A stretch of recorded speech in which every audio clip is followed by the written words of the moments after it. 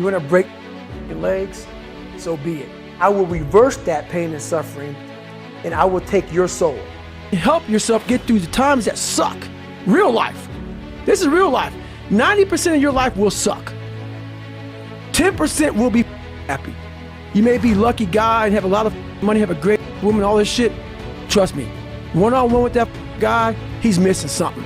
His life still sucks because he hasn't faced something that bothered him his whole life. Something is still eating that. Almost everybody. Everybody. Eating you the up. But maybe you found a good way, how I did growing up, on how to ignore that voice that's saying, you ain't facing some shit. I was going in the water, so I was terrified of it. I mean, I can't even express. Have you ever had a big fear? And I know a lot of fighters have fears and stuff like that, but they get over them. But a lot of us have these fears that you just don't want to face. And you have to first be uncomfortable with how you feel about yourself. With that voice that a lot of us like to run away from. We all have it. We all have that voice that's saying, hey man, you know, you're kind of wimping out right now. You're kind of being a little punk right now. But a lot of us say, okay, that's okay. It's okay to tell these little white lies to ourselves. So we first have to face the real you. The real me is David Goggins. The real me is a guy looking at you right now saying, I don't want to be on this show right now because I used to stutter as a kid.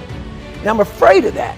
I'm afraid that here in a second, I'm going to start stammering and stuttering and the whole world's going to know that I have all these issues. But that's when I see right now, okay, Goggins, you got to go on this show. That's Goggins.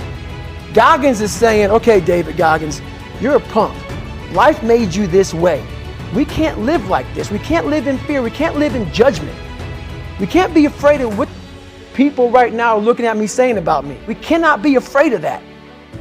That's Goggins. Goggins saying, all of you who don't like me, who don't want to, and that person then comes in. But you have to be David Goggins and say, man, I'm afraid of this. I'm here. Life made me this way here. I stutter. I have these issues with reading and writing, and I'm fat and I'm insecure. No one's gonna come to help me. It's me against me, period. This is a race that you run completely alone. It's not in that comfort zone. It's in the discomfort zone is where my confidence is getting built. Every day you have to do it. Because why? When you stop doing it, you don't just maintain it. If you stop shooting a gun, you're not gonna be a great shot when you pick a gun up a year from now. That's the person who's gained knowledge. You gain knowledge through suffering. And on the other end of suffering is a world that very few have ever seen. It's a beautiful world because that's where you find yourself. But I'll be damned if you ever see me looking like shit.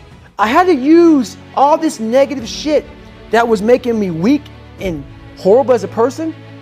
I had to use this as the power that now fueled me. I had to flip it on its head and say, hold up. This might be exactly what I need.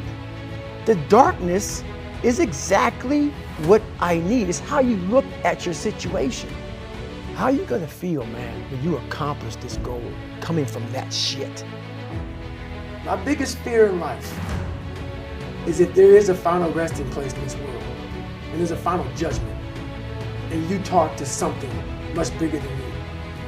I don't want to sit down and have a conversation with someone with something that says, you're in heaven, this is what you should have been on earth. And are you really in heaven now, or are you in hell?